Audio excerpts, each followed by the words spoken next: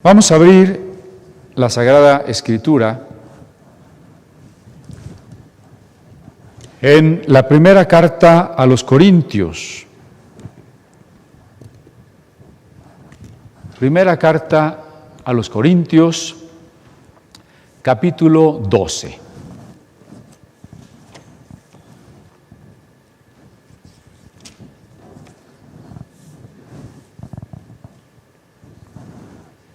Dice primera a los Corintios 12, verso 1, en cuanto a los dones espirituales, hermanos, quiero que entiendan bien este asunto. O, en esta otra versión, no quiero, hermanos, que ignoréis acerca de los dones espirituales. El texto griego solo dice los neumáticos, pero se sobreentiende los carismas, es decir, los regalos neumáticos espirituales, los carismas neumáticos, los regalos espirituales. Vamos a entrar a un tema importantísimo de los capítulos 12, 13 y 14, que hablan de los dones y de los ministerios, manifestaciones que caracterizan la iglesia del primer siglo. Pero dice Pablo, no quiero que ustedes ignoren acerca de los dones. Así que vamos a adelantarnos un poquito al versículo 8, versículo 8 al 10, lea usted conmigo, porque a este es dada por el Espíritu palabra de sabiduría. A ver otra vez, que no leyeron conmigo. Aquí está en la pantalla, así que no hay pierde. Porque a este es dada por el Espíritu palabra de sabiduría, a otro palabra de ciencia según el mismo Espíritu, a otro fe por el mismo Espíritu, y a otro dones de sanidades por el mismo Espíritu, a otro el hacer milagros, a otro profecía, a otro discernimiento de espíritus, a otro diversos géneros de lenguas y a otros interpretación de lenguas. Aquí se enlistan ¿cuántos dones? Cuéntelos, por favor. Dígame, ¿cuántos dones se están enlistando aquí?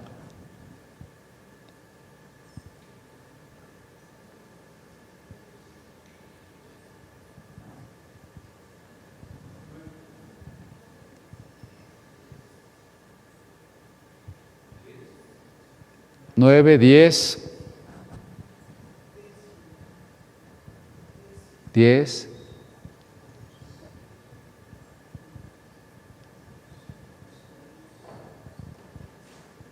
A ver, vamos a contarlos. Palabra de sabiduría, palabra de ciencia, fe, sanidades, milagros, profecía, lenguas, interpretación, discernimiento de espíritus, ¿no? ¿Cuántos son? 9. 9. Vamos a memorizarlos. Si quieren de forma más breve, en vez de decir palabra de sabiduría, digamos por el momento sabiduría, ciencia, fe, sanidades, milagros, profecía, discernimiento, lenguas, interpretación.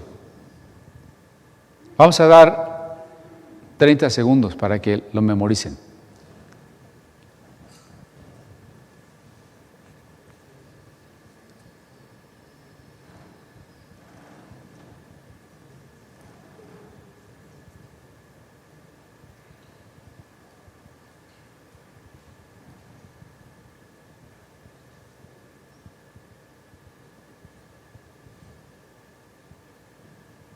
Ya, facilito, ¿verdad? A ver, otra vez todos juntos. Sabiduría, ciencia, fe, sanidades, milagros, profecía, discernimiento, lenguas, interpretación. Dice Pablo, no quiero, hermanos, que ustedes ignoren acerca de los dones espirituales. ¿Qué son los dones espirituales? Son capacidades. Don es un regalo. En lo general, don es cualquier regalo. Pero en este pasaje, los dones espirituales son regalos que consisten en capacidades especiales que el Espíritu Santo nos da. Entonces tenemos que distinguirlos de los otros dones en general. Hay quien, por ejemplo, dice, a mí no me interesa el don de lenguas, a mí me interesa el amor. Ya hablaremos de eso, pero el amor no es un don del Espíritu. El amor es fruto, es distinto. El fruto tiene que ver con el carácter de la persona. El Espíritu va a forjar en nosotros el carácter. En cambio, el regalo no tiene que ver con el carácter. El regalo llega y se recibe. Y puedo ser un cristiano inmaduro y tener el don de milagros, o el don de lenguas, o el don de profecía. Los dones no tienen que ver con el carácter, son regalos. Por supuesto que no son garantía de espiritualidad. No porque una persona hable en lenguas o haya orado por un enfermo y sanó ese enfermo, no vamos a decir, esa persona es muy espiritual. No nos confundamos, porque venimos cargando la herencia de suponer que los que hacen milagros es porque fueron personas extraordinarias, que siempre se portaron bien, que están en el cielo y que hasta les sobraron buenas obras. No podemos seguir cargando esa herencia. Los dones son regalos inmerecidos, como todo regalo, es un regalo inmerecido. Y si alguien lo tiene o alguien lo usa, gracias a Dios. Pero no vayamos a pensar que si alguien realiza un milagro, por ese hecho es una persona extraordinaria. Porque entonces estaríamos confundiendo la palabra santo. Santo es que nosotros hemos decidido que nuestra vida sea propiedad de Dios. Y que Dios ha tomado esa vida y nos ha santificado. No tiene que ver con que yo ya no tenga errores, ni siquiera tiene que ver con que yo peque o no peque. Santo quiere decir propiedad de Dios. ¿Usted de quién es propiedad? Entonces usted es santo.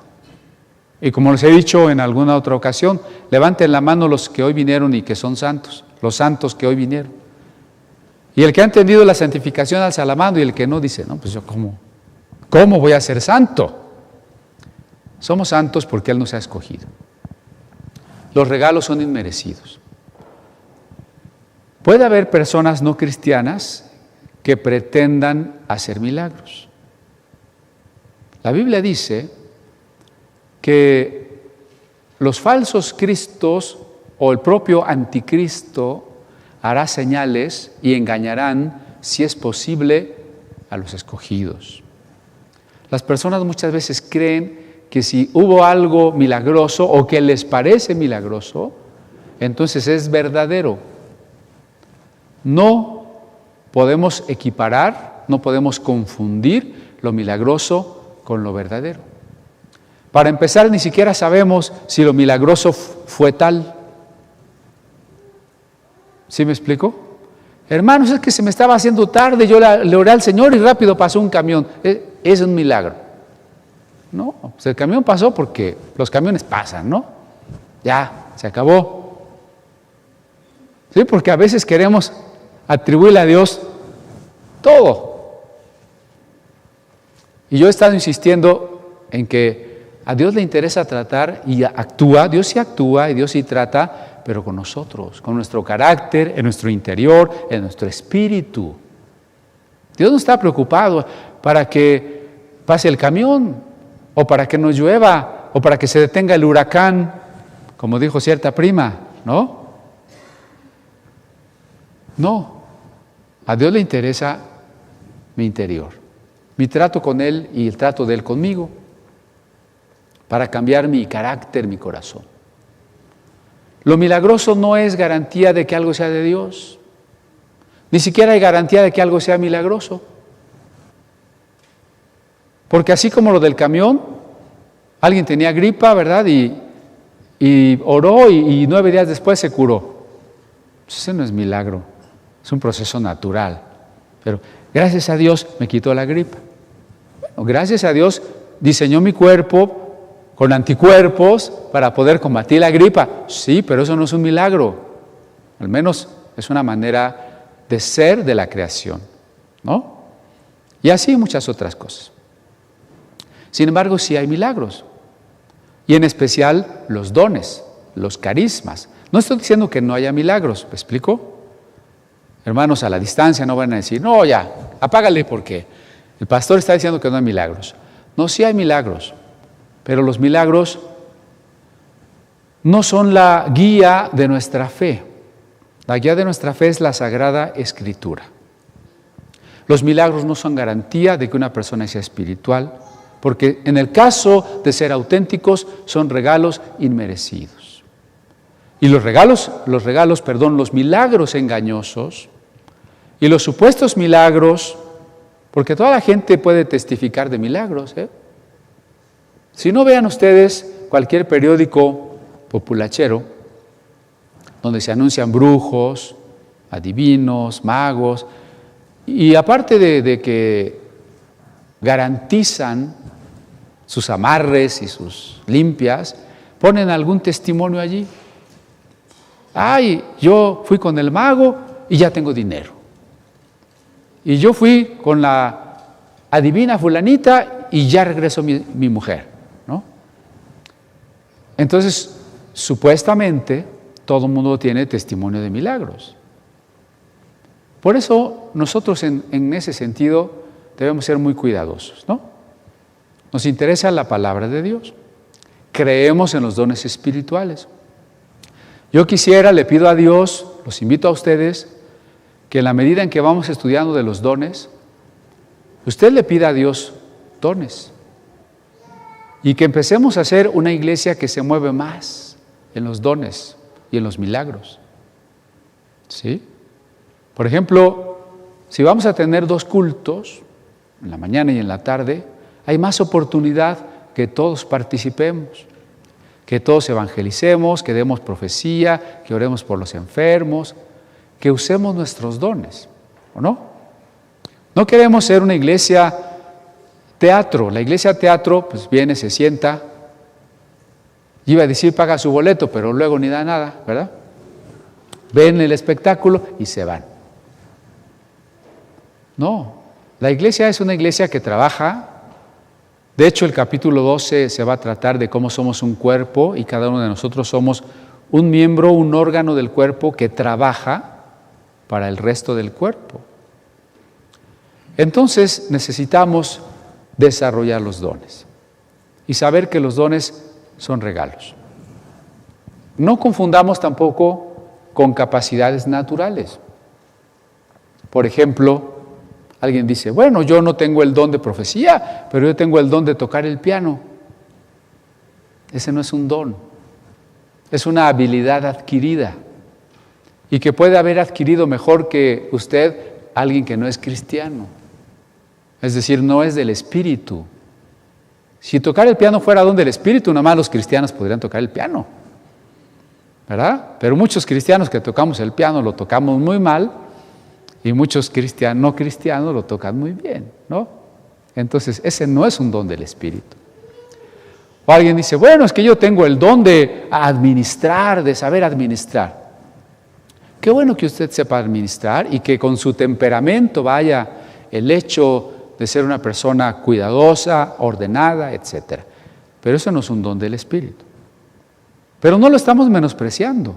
No estamos menospreciando ni que uno pueda tocar un instrumento, que uno pueda administrar o pueda hablar bonito. Todo eso está bien. Pero eso lo compartimos con los seres humanos, creyentes o no creyentes. Mientras que los dones del Espíritu, al ser del Espíritu, como leímos allí, a este es dada por el Espíritu y a otro por el Espíritu y por el mismo Espíritu, insiste, ¿verdad? Al ser capacidades que da el Espíritu Santo son para creyentes y especialmente para creyentes que han estado dispuestos a que el Espíritu Santo los gobierne. O como se dice tradicionalmente, que el Espíritu Santo les llene. Entonces, ¿ya quedamos claros?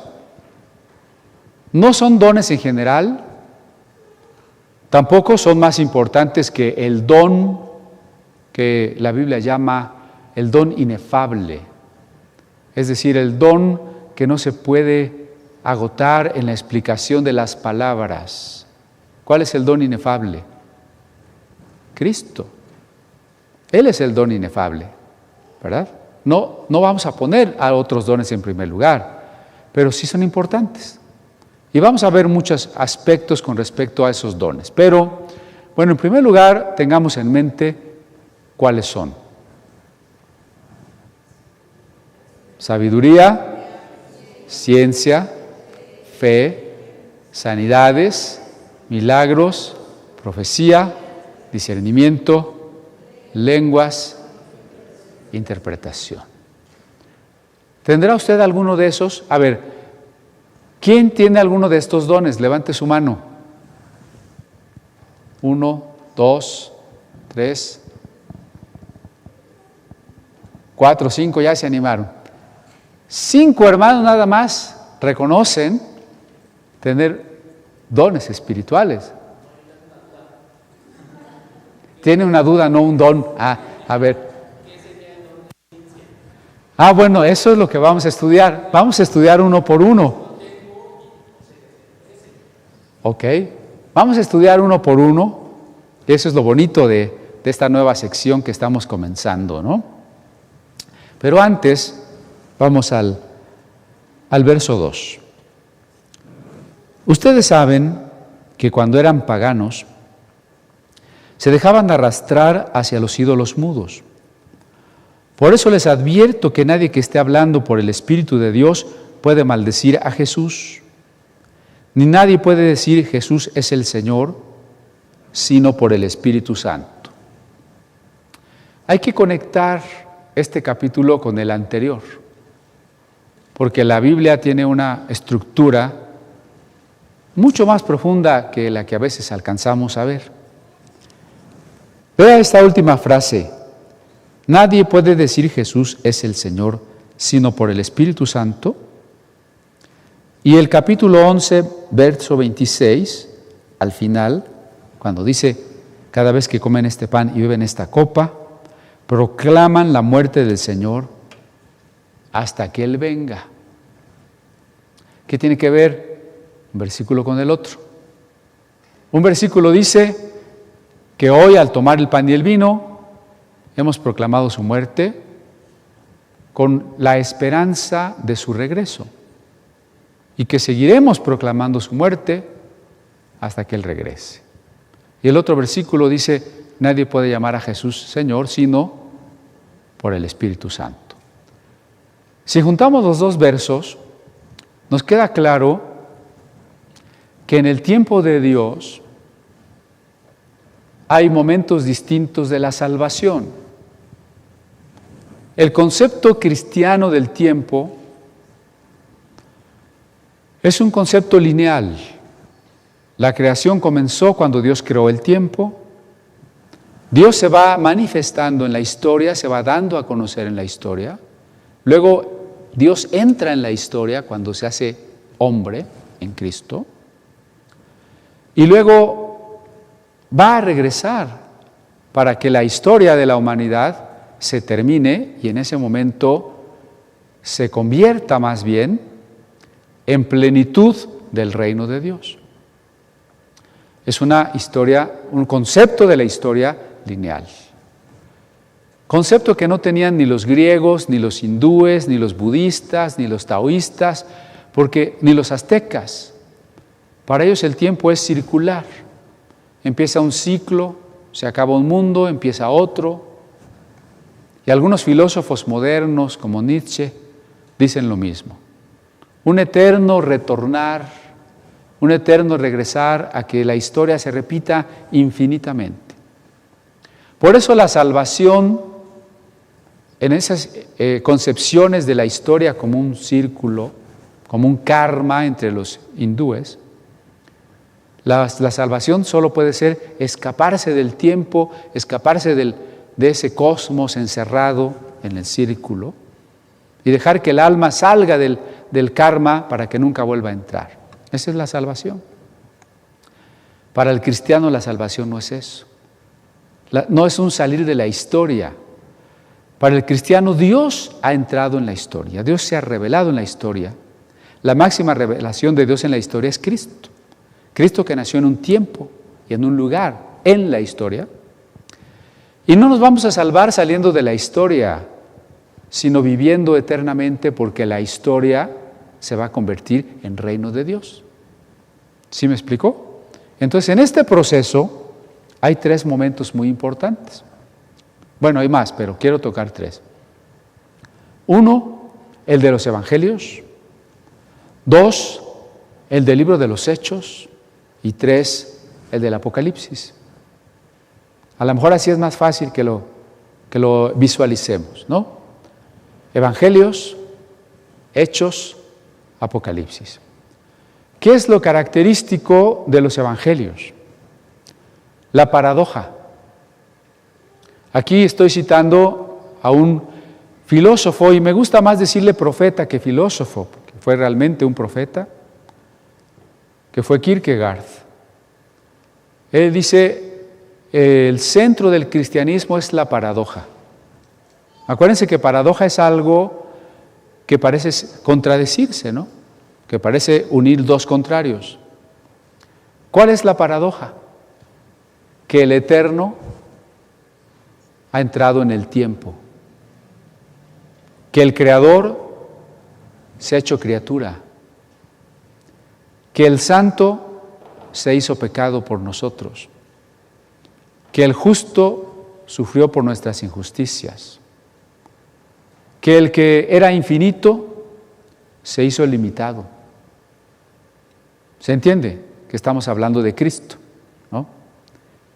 La encarnación de Dios, Dios hecho hombre, esa es la paradoja, que es el centro del cristianismo y es el centro de toda la historia.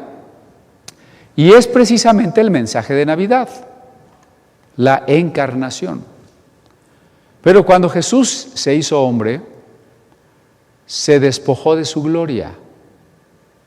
Recuerden que en su oración de la última noche, antes de morir, dijo entre otras cosas, glorifícame con aquella gloria que tuve. Esa gloria la dejó allí, detenida. Por eso Filipenses dice que siendo a imagen de Dios, se despojó, se anonadó, es la palabra más precisa, se hizo nada. Entonces esa es la paradoja. Dios glorioso se hace humano y luego se hace nada. Es el Cristo de los evangelios. El Cristo de los evangelios no había visto la película de Rey de Reyes o cualquiera de esas. Es decir, Jesús no es un actor que ya sabe todo lo que va a pasar y que va siguiendo el guión, dice, si ahora me toca la entrada triunfal y mañana nos toca la crucifixión, ¿no? Cristo es un ser humano que tiene que ir descubriendo la voluntad de su Padre para su vida, en la misma angustia en que nosotros tenemos que descubrirla. Y que se despoja, que se vuelve el siervo sufriente. Es un Cristo que está corporalmente aquí en la tierra, en una fecha que es por ahí del año 760 de la fundación de Roma, en un lugar que llamamos Palestina o Canaán. Cristo, físicamente, corporalmente aquí en el mundo. Pero luego Jesús muere. ¿Y qué sucedió? Jesús resucita al tercer día. Y ya no va a quedar en esta dimensión de lo físico, sino que ahora va a tener una presencia espiritual. Ese es el segundo momento, el libro de los Hechos. En los evangelios es el Cristo humillado, el Cristo desconocido, el carpintero, el que va a ser abofeteado y asesinado. En el libro de los Hechos es el Cristo que está presente en el Espíritu en todas partes. El Cristo con cuerpo solo puede estar en Jerusalén o en Galilea, ¿no? Pero el Cristo en el Espíritu está en cada uno de nosotros y en todas partes del mundo. Más que los Hechos de los Apóstoles, tendríamos que llamar a ese libro el libro de los Hechos de Cristo en el Espíritu, ¿no? Entonces los primeros cristianos se dieron cuenta que aunque Jesús había muerto y luego se había ido, estaba en el mundo.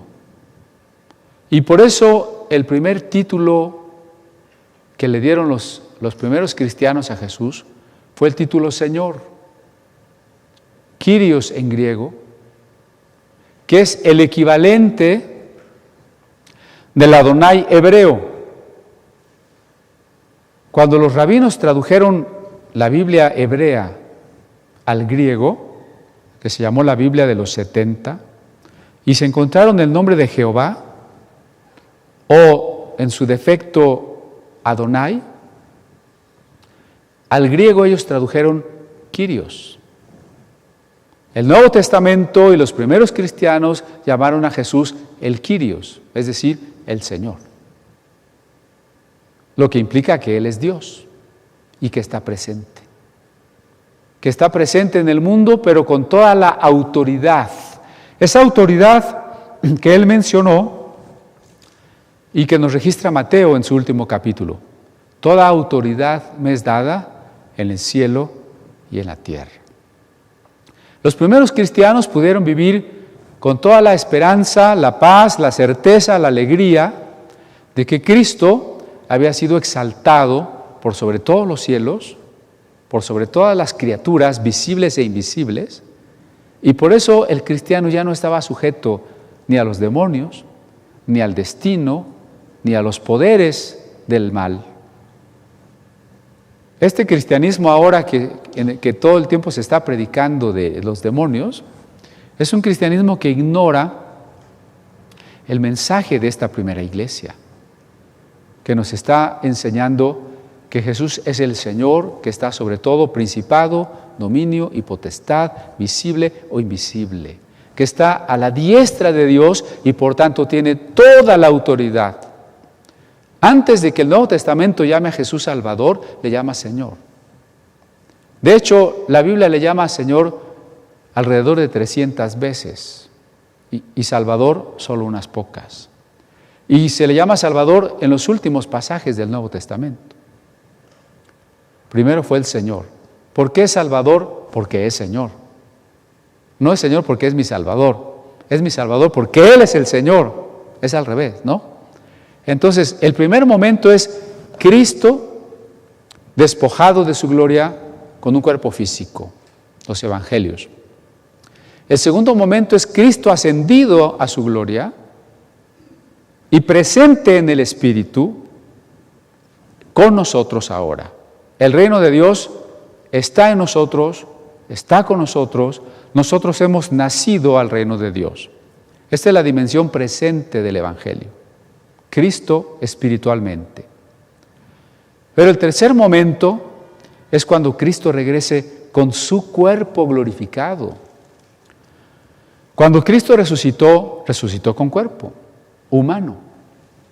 Y cuando Cristo ascendió, ascendió con cuerpo humano. Por tanto, Cristo regresará con cuerpo humano. Como dijeron los ángeles a los discípulos que se quedaron expectantes viendo que se iba.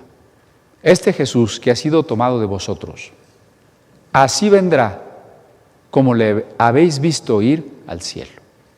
Jesús va a regresar con su cuerpo glorioso. Este tercer momento es un momento glorioso. Cuando el Señor regrese, nos resucitará. Se destruirá toda maldad y se iniciará la plenitud del reino para siempre.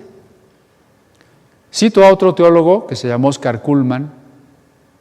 Él dice que nosotros vivimos una tensión entre el ya y el todavía no. Si yo les pregunto, ¿usted ya es salvo? Algunos van a decir, sí, ya. Pero otros dirán, pues todavía no me voy al cielo. Y los legalistas, ¿no?, que luego se ponen a decir, si no te portas bien, quién sabe, a lo mejor a la mera hora ni te salvas. Ahí está la tensión entre el ya y el todavía no. Pero esto está claro en el Nuevo Testamento. ¿Cuál es nuestra relación con Cristo hoy? Con el Cristo que está presente en el Espíritu. ¿Pero qué estamos esperando anhelantes? Que Cristo regrese en poder y gloria y nos resucite, para que no solo nos haya salvado del alma, sino en la resurrección nos haya salvado del cuerpo y sea una salvación completa. Cada vez que tomas el pan y el vino, anuncias la muerte del Señor hasta que Él venga. Ahí está la dimensión, de la comunión, de la presencia de Cristo hoy en el mundo. ¿Qué es tomar la cena del Señor? Lo hemos insistido constantemente, ¿no? La cena del Señor manifiesta, evidencia nuestra comunión con Cristo, que Él está cenando con nosotros, es nuestro amigo, está viviendo con nosotros, está hospedado en nosotros. Todo eso ya lo platicamos, ¿sí? Entonces, tomar la cena del Señor es un reconocimiento de ese primer momento que estuvo aquí con cuerpo, su muerte. Pero es un reconocimiento del segundo momento, porque es la comunión entre nosotros y de nosotros con Él. Pero es también un reconocimiento del tercer momento, porque dice, hasta que Él venga. Y por eso cuando tomamos la copa, decimos, Maran Atá. Maran es Señor, Kyrios, Adonai, en arameo, Maran, Señor. Atá, ven, Señor. Es una oración, ven, Señor. ¿Sí? Entonces, el tercer momento es cuando Él haya regresado. Pero cuando dice, no quiero que ignoréis de los dones espirituales, y que cuando alguien confiesa que Jesús es el Señor, es porque el Espíritu le ha motivado, y nadie que tenga el Espíritu de Dios puede llamar a Jesús anatema. ¿En qué de estos tres momentos estamos hablando? Cuando Cristo estaba con cuerpo, cuando Él regrese, o en su presencia hoy en el mundo. A ver, voy a volver a preguntar.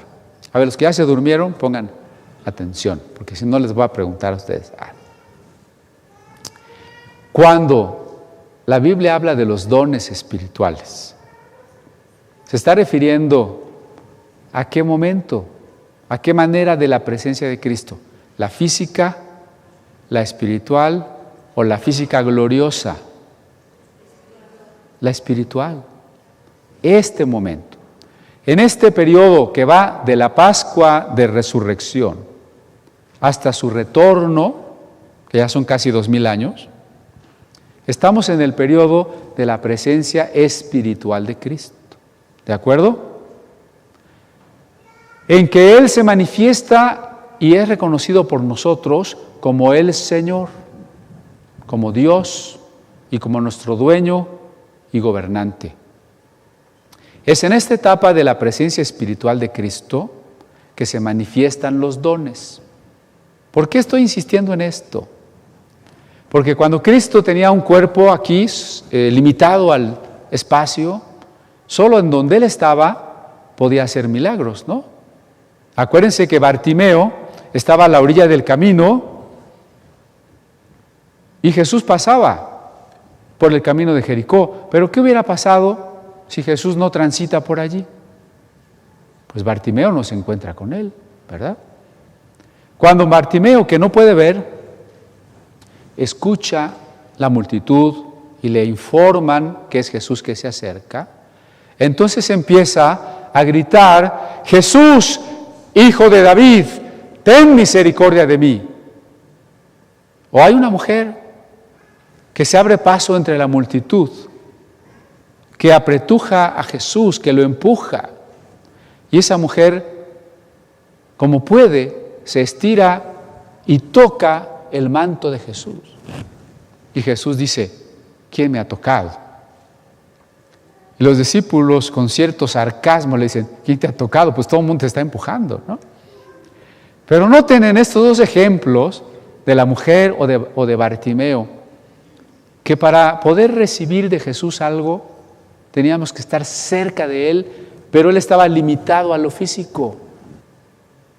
Pero ahora que Cristo está espiritualmente aquí, no está limitado a un lugar, sino Cristo está presente en cada uno de nosotros a través de su Espíritu y a través de los dones.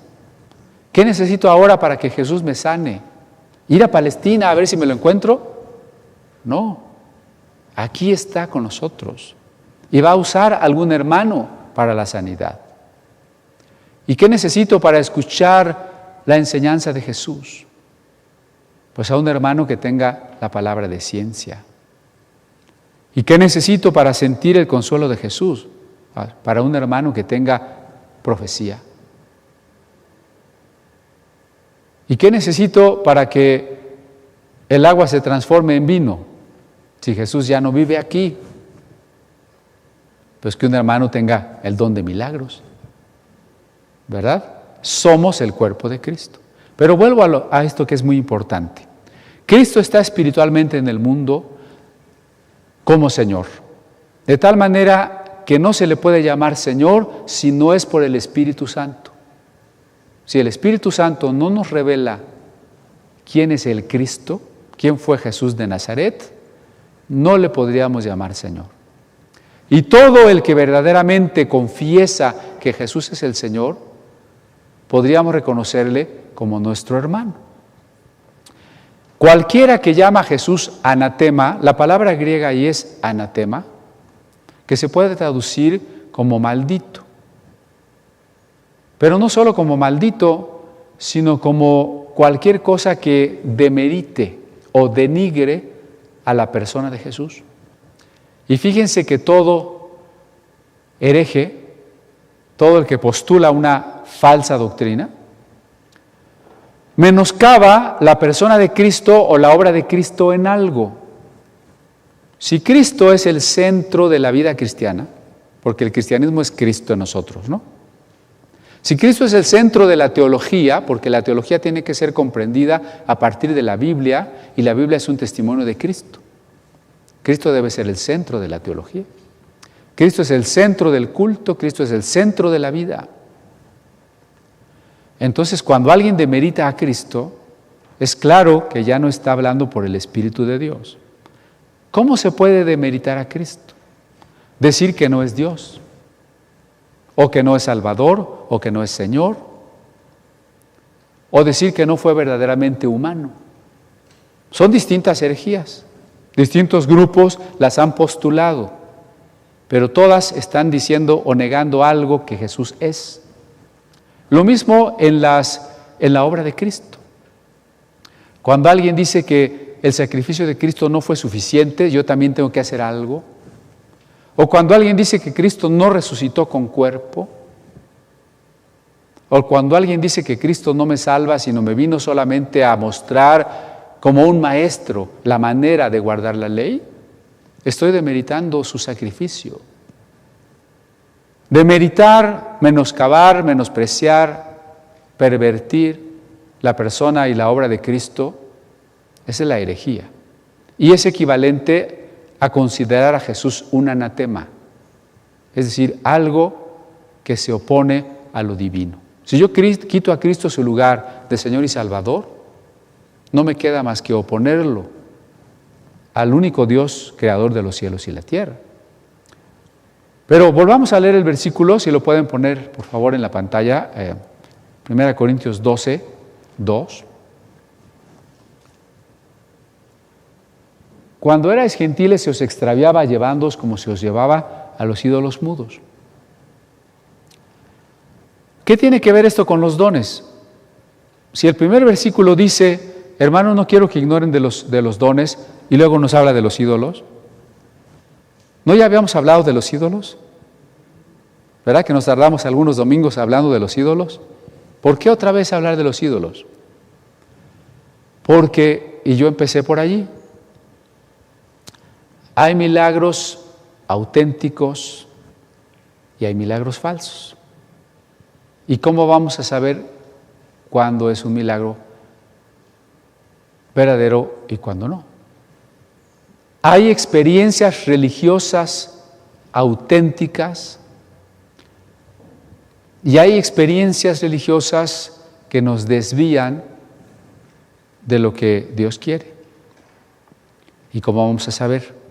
Vamos a poner un ejemplo más preciso. Alguien está hablando en lenguas. En las iglesias que no se usa el hablar en lenguas, eso puede escandalizar mucho. Y alguien puede decir, no, es que era un demonio.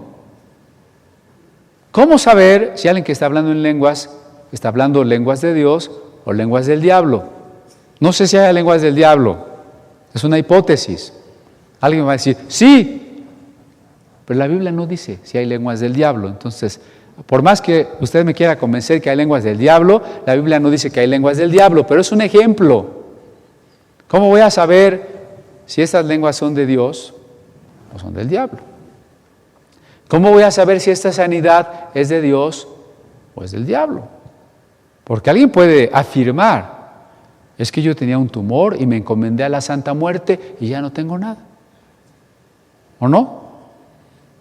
Es que yo tenía cáncer y le pedía Malverde, o ¿cómo se llama? El de los narcos, ¿no? Y ahora ya no tengo cáncer. Bueno, ¿cómo vamos a saber si la persona que está en el culto, bueno, puede estar adorando de una manera muy parsimoniosa, quiero decir, en silencio, muy concentrado en su oración? Pero también hay personas, no sé si han visto ustedes algún culto, donde la persona empieza a temblar, se tira al piso, pierde la conciencia, o apenas le pone la mano encima y ya se cayó, ¿no?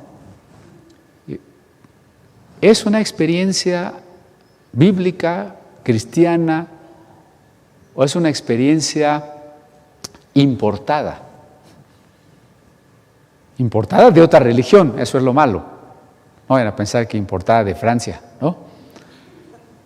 O sea, es una experiencia bíblica cristiana que va en la línea de la conciencia cristiana o no lo es. Y cuando en la iglesia de Corinto, adelantándonos un poquito por lo que Pablo describe, todo el mundo hablaba en lenguas al mismo tiempo, unos hermanos ya estaban borrachos con la cena del Señor, todos profetizaban cuando querían y se la pasaban toda la noche y unos hermanos ya se querían ir y el culto no acababa. Imagínense todo el desorden que se les ocurra en Corinto. Pero hay Corintos del siglo XXI, ¿no? Hay muchas iglesias muy desordenadas. Cualquiera, dice Pablo, si entra un indocto o un incrédulo, ¿no dirán que estáis locos? ¿A cuántas iglesias de hoy cualquier incrédulo que entrara diría, bueno, estos cristianos están verdaderamente de atar, ¿no? De ponerles una camisa de fuerza, ¿no? ¿Por qué? Porque sí, tristemente hay muchas iglesias muy desordenadas, muy desbordadas en las emociones, haciendo cosas que la Biblia no describe. Por eso cuando vamos a entrar al tema de los dones, de una inspiración que me va a hacer profetizar, de una inspiración que me va a hacer hablar en lenguas, lo primero que Pablo quiere aclarar es qué tipo de culto debemos de tener. ¿El culto frenético de los paganos o el culto consciente del Espíritu Santo? Esa es la discusión, ¿no? Por eso, aunque está hablando de los dones, empieza con este punto. La palabra se os extraviaba llevándoos. Fíjense en esa frase. Se os extraviaba llevándoos. Quiere decir las experiencias frenéticas de los cultos paganos. ¿Cómo eran esas experiencias frenéticas? O sea, alguien cae en una emoción desbordada donde pierde la conciencia y grita o se tira o baila 2 horas seguidas o empieza a hablar y no se acuerda de qué dijo, ¿no? Dijo el oráculo de los dioses, pero nunca supo qué fue lo que dijo. Puede pasar en una iglesia. Hermano, ahorita no hablen lenguas porque ahorita es la hora de la predicación. Y él no hace caso porque dice que no puede parar, porque el Espíritu lo tomó. O sea, ¿es correcto decir el Espíritu me tomó y yo no supe ni qué pasó? Eso es lo que Pablo está diciendo. No, eso no es correcto. Eso pertenece al frenesí de los cultos paganos. Por eso, parte de ese frenesí era acompañado de los misterios eleusinos, es decir, de participar de drogas.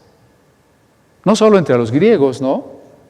Hasta el pulque aquí entre los aztecas era una sustancia que ayudaba a la gente que quería sentir a los dioses. Por supuesto que a lo mejor las drogas no nos ponen en comunión con Dios, sino todo pasa aquí adentro, ¿no?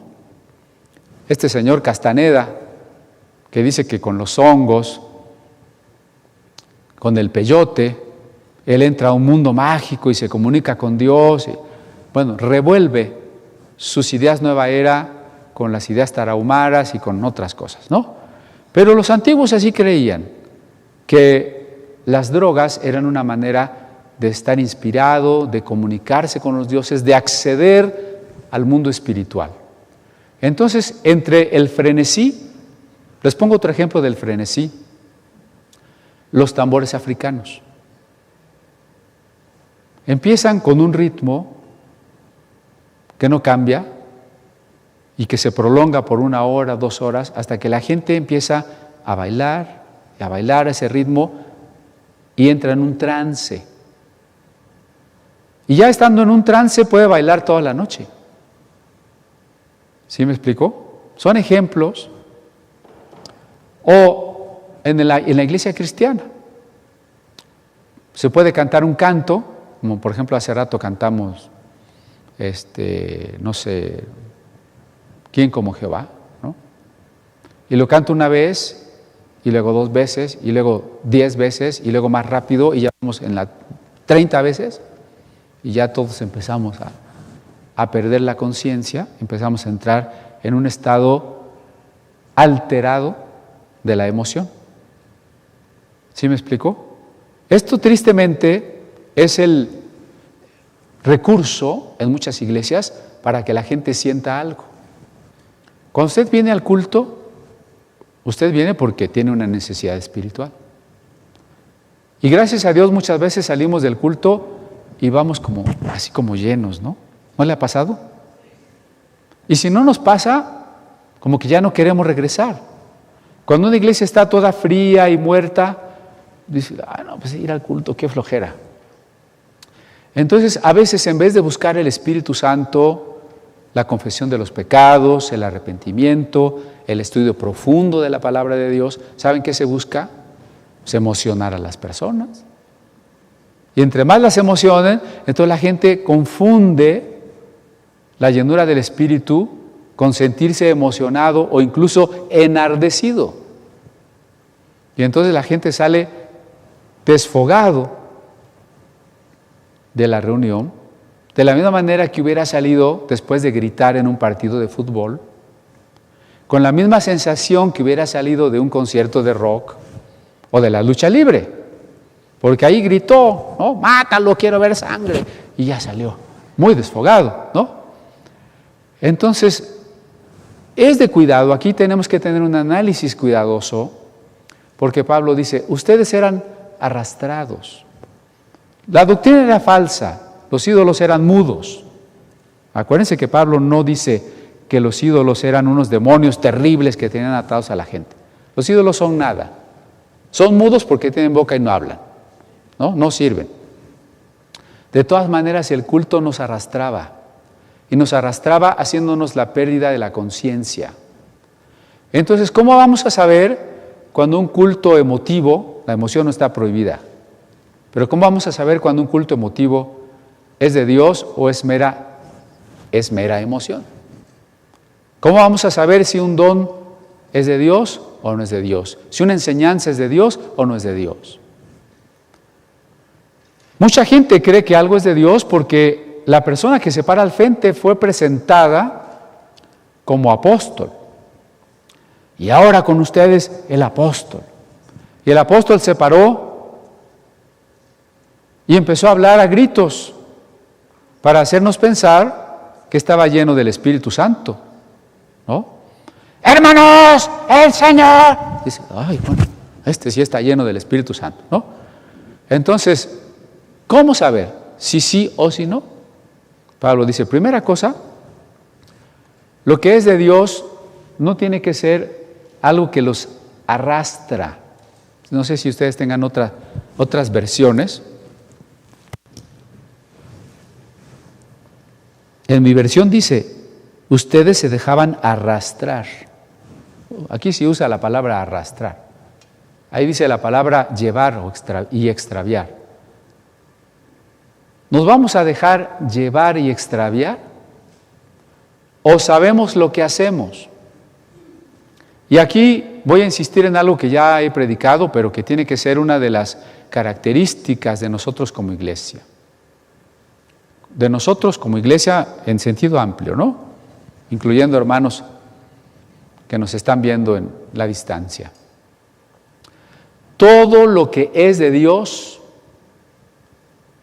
pasa por la conciencia y por la voluntad.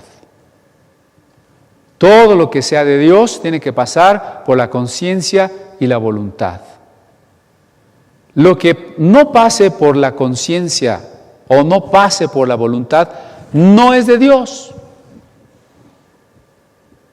Por eso mi ejemplo. Hermano, pero ¿qué tal si el Espíritu me toma y yo empiezo a hablar en lenguas y no puedo parar? Si el Espíritu lo tomara y usted no pudiera parar, Pablo no le pondría reglas al hablar en lenguas. Si Pablo pone reglas es porque uno las puede controlar. Si uno no las pudiera controlar, diría, oye Pablo, ¿qué te pasa? ¿No? Tus reglas no sirven para nada porque cuando el Espíritu te toma, te toma. Eso es falso. Es que el Espíritu me tomó para profetizar y ustedes no me pueden callar porque si me callan es que ustedes no quieren oír a Dios.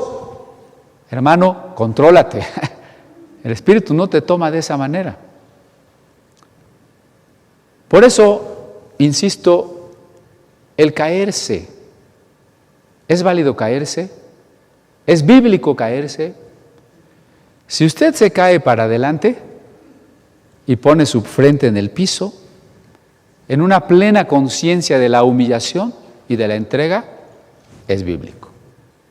Si usted se cae para atrás y no supo ni por qué, no es bíblico. Perdóneme.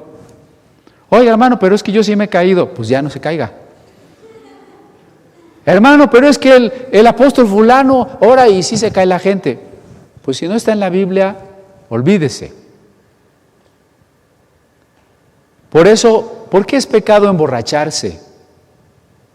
La Biblia sí habla de la embriaguez como un pecado, porque se pierde la voluntad y la conciencia. ¿La Biblia condena fumar mota? Ahora está la discusión.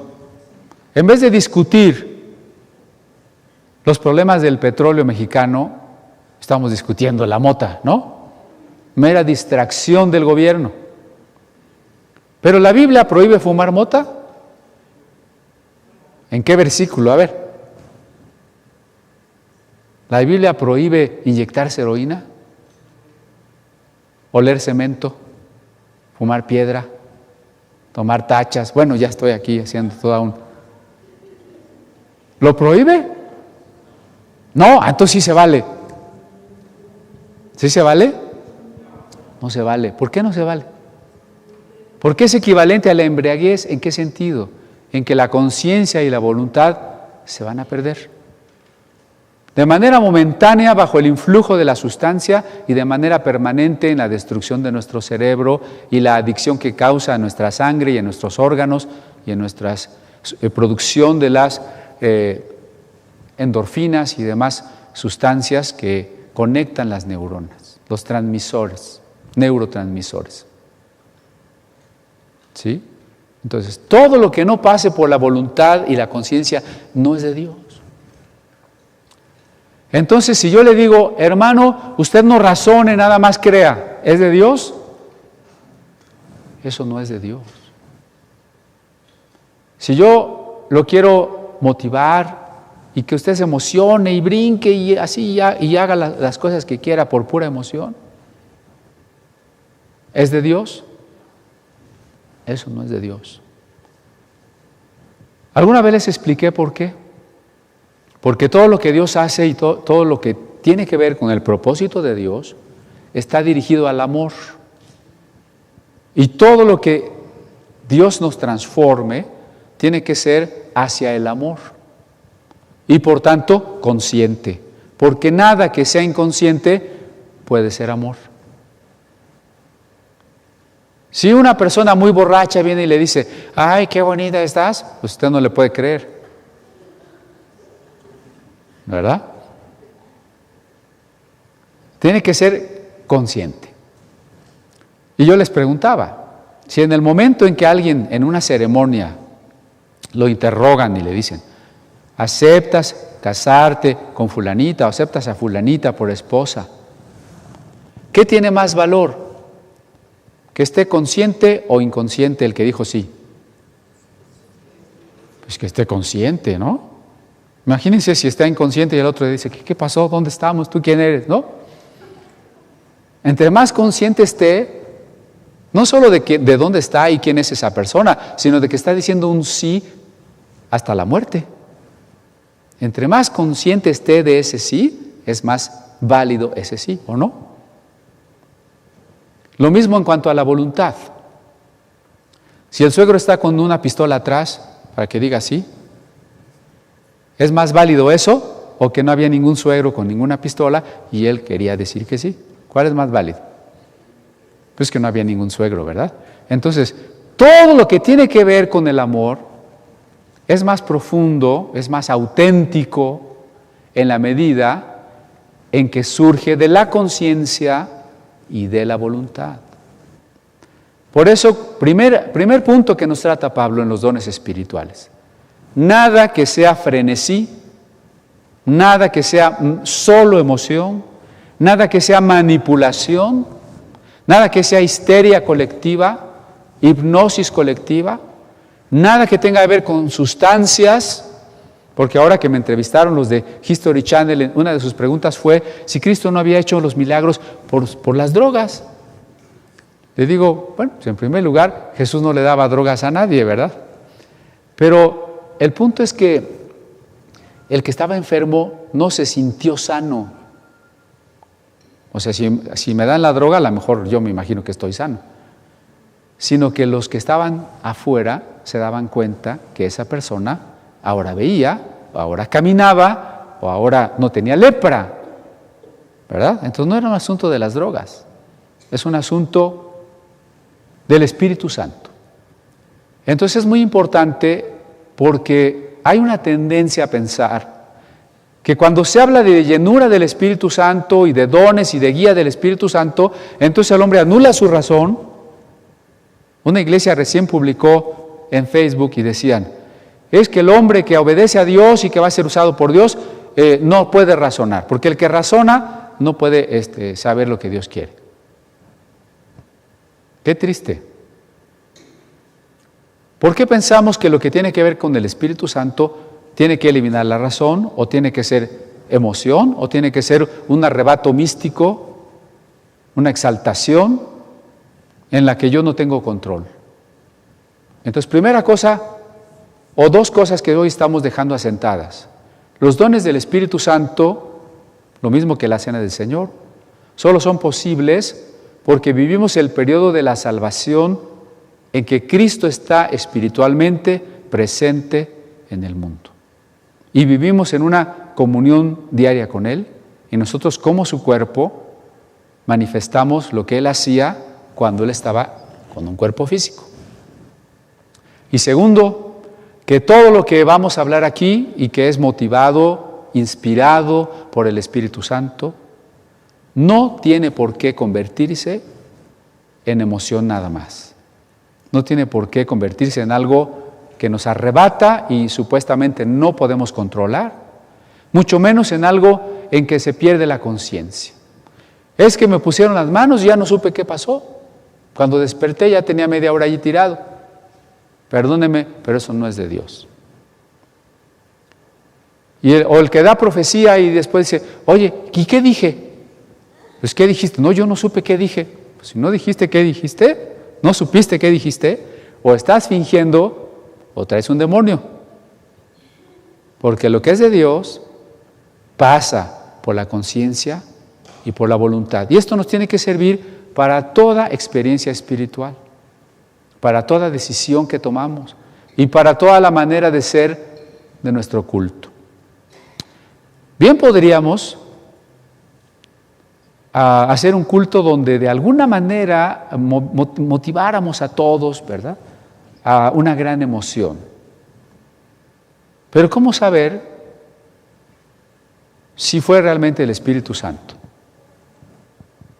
¿No sería mejor no motivar nosotros a la emoción, sino a la confesión de los pecados, a la entrega de la vida?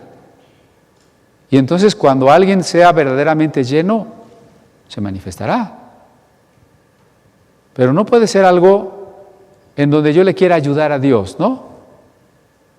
Como los que dicen, bueno, vamos a orar para que seas lleno del Espíritu y para que hables en lenguas. A ver, repite. Ahí le estoy ayudando a Dios.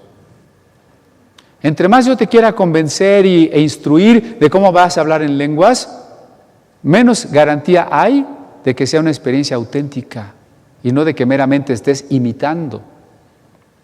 En cambio, en la medida en que yo solamente te invito, te guío a que tú te encuentres con Dios de manera bien consciente, entonces cuando algo suceda, será porque verdaderamente ya lograste una entrega total al Espíritu Santo.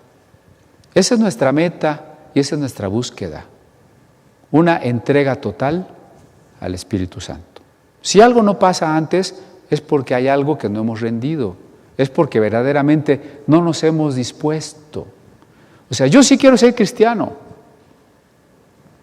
pero así tranquilito, ¿no? Un cristiano así tan comprometido, pues no. Eso de ahora sí entregarme, ya, todo, completo, no está fácil. Pero a fin de cuentas, esa es la invitación. Y esa es la guía a la que tenemos que, con la que tenemos que auxiliar a los hermanos, ¿no? Para que sea Dios el que haga realmente las cosas. Todo lo demás no tiene valor. O sea, cantar es bonito y sentimos, ¿no?, el agrado de alabar al Señor y que Él muchas veces toca nuestro corazón. Pero la mera emoción de cantar,